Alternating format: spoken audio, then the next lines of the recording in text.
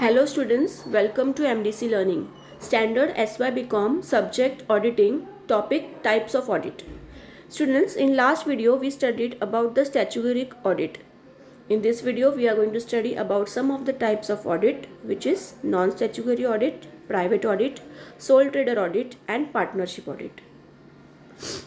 Now what is non-statutory audit? Non-statutory audit it is voluntary audit. It is voluntary audit मतलब यहाँ पे जो company audit करती है वो वॉलेंटरीली ऑडिट कर सकती है, अपनी मर्जी से जब चाहे वो ऑडिट कर सकती है. That is known as non statutory audit. ठीक है.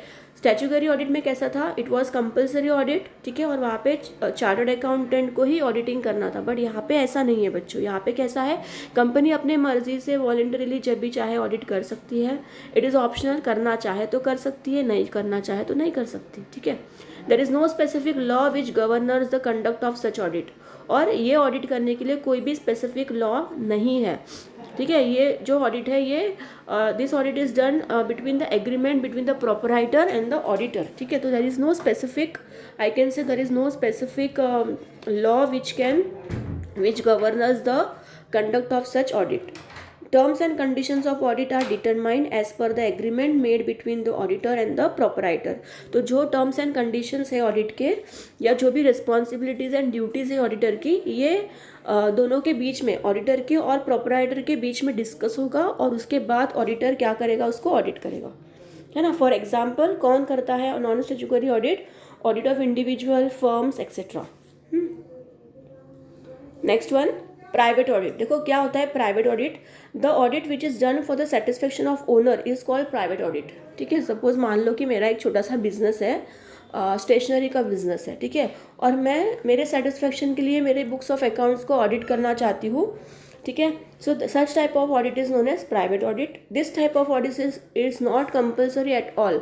और ये ऑडिट जो है it is not at all compulsory. ठीक है. अगर ओनर करना चाहे तो कर सकता है, नहीं करना चाहे तो नहीं कर सकता है. वो सिर्फ अपने सेटिस्फेक्शन के लिए उसके बुक्स को ऑडिट करता है.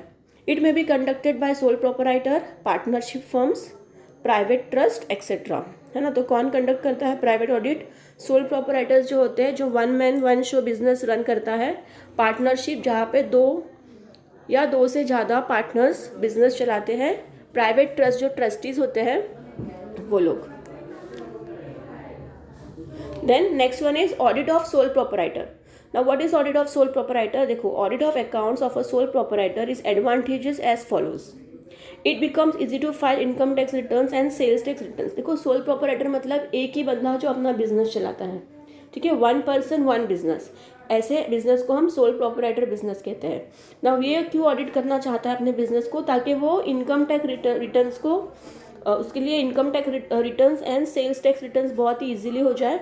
ठीक है. Audited accounts help in getting reliable information about wealth tax of the proprietor. उसके वेल्थ टैक्स का इन्फॉर्मेशन उसको मिलता है अगर वो अपने बुक्स को ऑडिट करता है तो. तीसरा, frauds and errors can be prevented. ठीक है. फ्रॉड्स एंड एरर्स है बच्चों, यहाँ पे एक मिस्टेक हो गई है, typing mistake. It is frauds and errors. अगर कुछ भी अकाउंट्स में या कुछ भी फाइनेंशियल स्टेटमेंट में फ्रॉड है या एरर है तो वो सोल प्रोपराइटर उसको प्रिवेंट कर सकता है. Then audit ensures accuracy of the accounts of the business. है ना.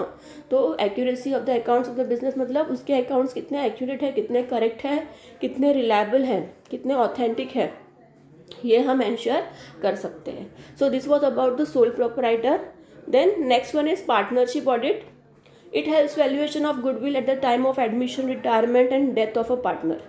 देखो, पार्टनरशिप फर्म जो है वो ऑडिट क्यों करते हैं? बिकॉज पार्टनरशिप में पार्टनर का एडमिशन होता है. एडमिशन मतलब नया पार्टनर को वो एडमिट करते हैं. रिटायर होता है एक हद पार्टनर और कभी कभी किसी पार्टनर का डेथ होता है. ठीक है. तो in this case goodwill calculate करने के लिए या रिटायर या डेथ पार्टनर का शेयर कैलकुलेट करने के लिए यहाँ पे जो अकाउंट्स होते हैं वो ऑडिट करने पड़ते हैं. Correct. Sleeping partners can ensure that their funds are being utilised effectively.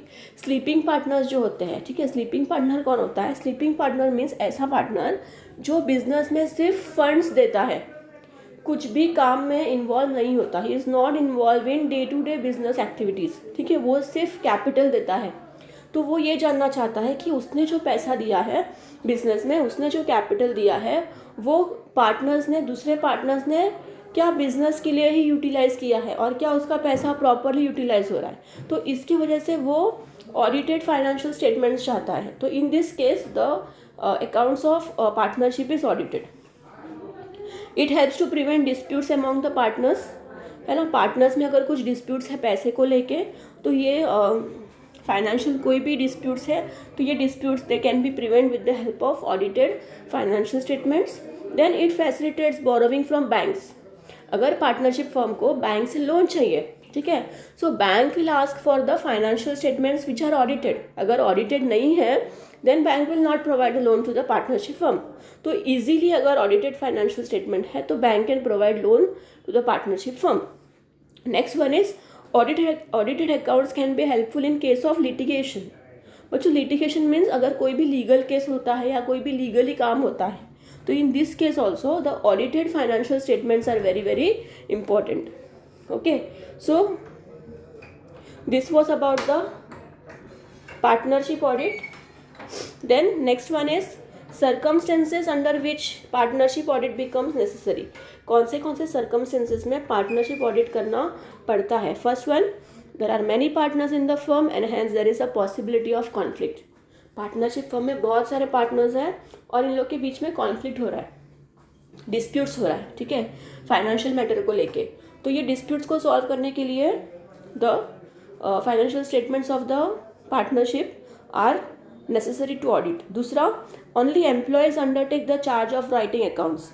ठीक है, देखो यहाँ पे पार्टनरशिप का तो बिजनेस है लेकिन अकाउंट्स कोई और संभाल रहा है। अकाउंट संभालने के लिए उन्होंने किसी एक एम्प्लॉय को या बंदे को रखा है, ठीक है।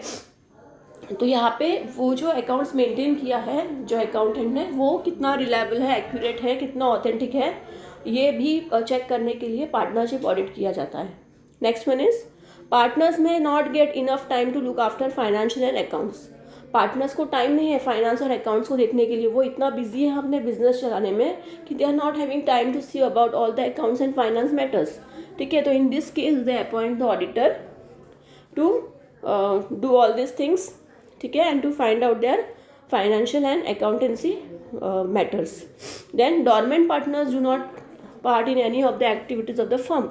डॉर्मेंट पार्टनर जो होता है मतलब स्लीपिंग पार्टनर, वो बिजनेस के कोई भी एक्टिविटी में इन्वॉल्व नहीं होता है, ठीक है। So in this case what he wants that जो भी फंड्स उसने बिजनेस में लगाया है वो फंड्स प्रॉपरली यूटिलाइज हो रहा है या नहीं हो रहा है, ये जानना उसके लिए बहुत ज़रूरी है। So in this case he may demand for the audited financial statement, and in this case the partnership firm undertakes the partnership audit. Next one is on the death or retirement of partner it becomes necessary to find out his share accurately. देखो कोई भी partner का अगर death हो जाता है या कोई भी पार्टनर रिटायर हो जाता है तो उसे अपना शेयर देना पड़ता है। लाइक जो वो कैपिटल लेके आया था, जितने साल उसने बिजनेस में काम किया है उतने साल का गुडविल, उसका प्रॉफिट है ना, उसका कमीशन, इंटरेस्ट, उसका कुछ सैलरी होगा तो वो सारी चीज़ें उसको देनी पड़ेगी, है ना। रिटायरमेंट होगा तो पार्टनर को देना पड़ेगा, अगर डेथ होगा तो उसके नॉमिनी को मतलब एग्जीक्यूटर को देना पड़ेगा।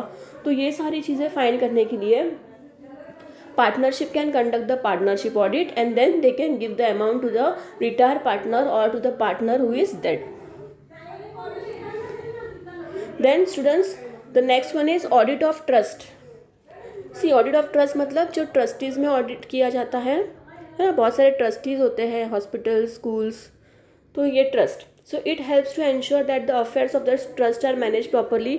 ऑडिट से ये पता चलता है कि जो ट्रस्ट की जो एक्टिविटीज़ है ये प्रॉपरली मैनेज हो रही है। दूसरा, exemptions from income tax can be claimed if the accounts are audited by the auditor qualified auditor, है ना।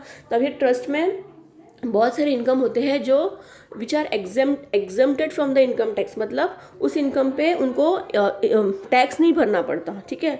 तो वो कभी पॉसिबल होगा उनको फाइंड करना जब भी क्वालिफाइड ऑडिटर उनको ऑडिट करके देगा अपने बुक्स ऑफ अकाउंट्स को, अपने फाइनेंशियल स्टेटमेंट्स को, ठीक है। उसके बाद trustees can ensure accuracy of books of accounts. Trustees ये देखेंगे कि उनके books of accounts are very very accurate, ठीक है।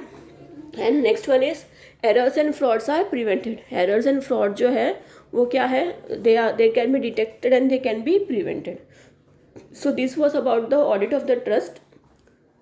I hope students you understood this video. Thank you so much.